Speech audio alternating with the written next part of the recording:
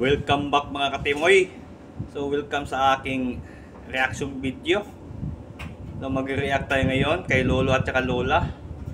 Parang nag-aaway silang dalawa. So panoorin natin sabay-sabay mga katimoy.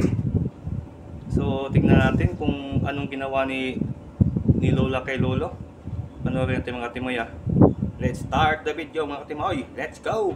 So bago na lahat mga katimoy, huwag niyong kalimutan mag-follow, mag-share, mag-like, mag-comment sa mga hindi pa nakapollow sa akin, sa aking Facebook account. So let's go. Huwag niyo kalimutin din yung YouTube ko.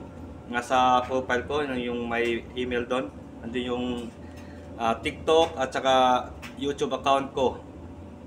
So paki-support naman. Subscribe and follow my TikTok. So let's go. The video start. We are called to help our friends in need. Oh!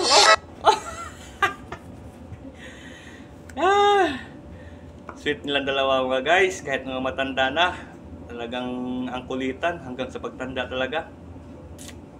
Magandang ano to, inspirasyon to sa mga magpartner. So mahalin natin yung mga partner natin, mga katimoy. Huwag niyong sasaktan mga katimoy. Kasi masarap ang relasyon mga katimoy pag walang mag-ano sa inyong dalawa, mag-betray. Talagang tatagal ang relasyon. Sa katulad nila nanay at tatay, tumagal yung relasyon nila hanggang sa pagtanda. Ang kulitan nandun pa rin. So panoorin natin mga timoy ah. You can count on me.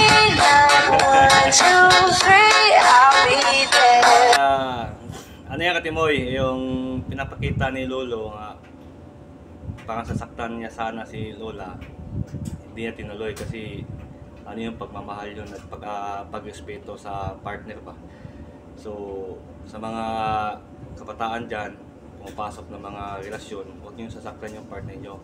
Respetuhin nyo, huwag nyo sasaktan, physical, masama yun. Hindi ka tunay na lalaki pag ganyan na ginagawa mo sa partner mo. So let's start. And I know when I need it, I can count on you.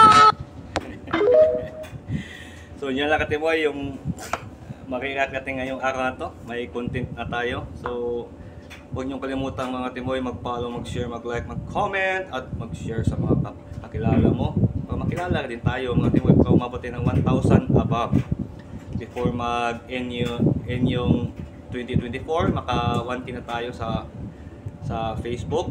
So hanggang sa muli mga katimoy, paalam. God bless.